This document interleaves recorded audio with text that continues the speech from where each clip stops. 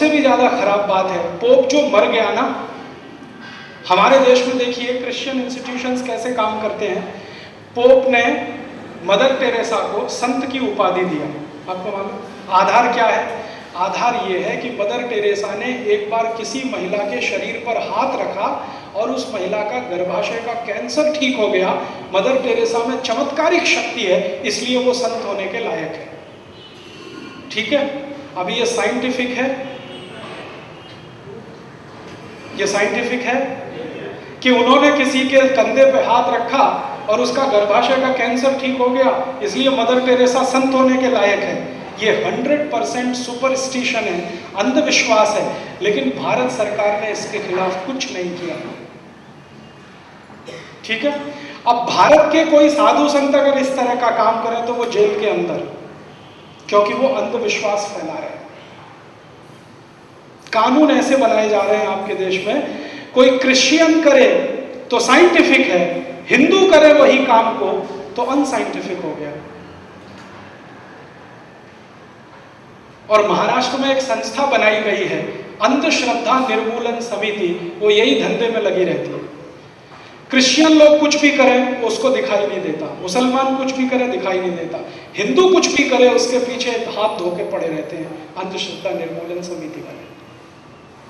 मेरे बहुत सारे दोस्त हैं जो उसमें काम करते हैं, मेरा उनका यही झगड़ा रहता है कि तुमको अंधश्रद्धा हिंदुओं में दिखाई देती है, ईसाइयों में नहीं दिखाई देती। मदर टेरेसा से ज्यादा अंधविश्वासी कौन होगा जो किसी के हाथ रख दे कंधे पर और कैंसर ठीक कर दे? अगर ऐसा होने लगे तो मदर टेरेसा ने पोप जॉन पॉल पे हाथ क्यों नहीं रखा? उनको तो पार्किंसन डिसीज था 20 साल से। पोप जॉन पॉल को तो पार्किंसन था ना 20 साल से। मदर टेरेसा ने क्यों नहीं हाथ रख दिया? पोप जॉन पॉल क्यों नहीं ठीक हो गए?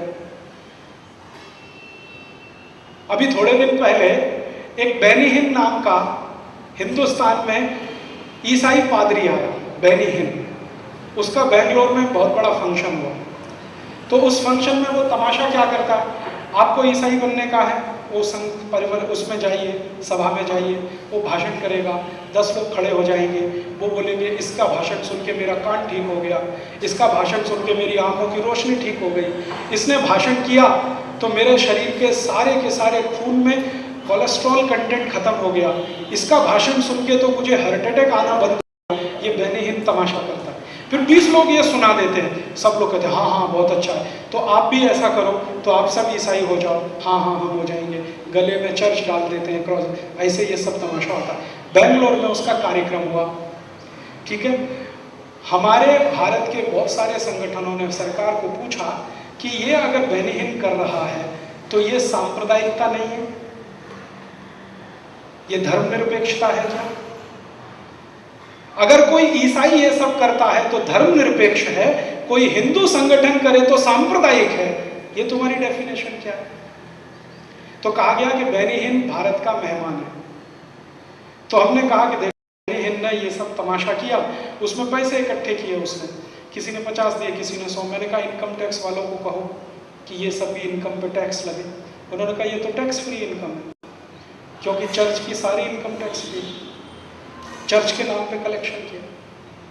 अभी अगले साल फिर बेनी हिन आएगा, कुछ भी करेगा, अपने नाम से हिंदुस्तान में कोई धंधा भी करेगा तो वैट नहीं देना है और इनकम टैक्स भी नहीं देना है, क्योंकि वो इंटरनेशनल ऑर्गेनाइजेशन।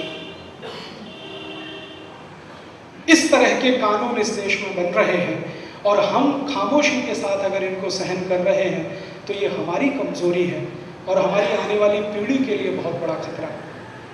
आज अगर होकर इसका विरोध नहीं करेंगे तो कल कुछ बचेगा नहीं इस देश में जिसको आप बचाना चाहें। अगर धर्म गया, संस्कृति जाएगी, सभ्यता जाएगी। और ये वैल्यू एडिड टैक्स का आक्रमण धर्म के ऊपर है, अर्थ के ऊपर नहीं है। मैं आपसे बार बार कह रहा हूं,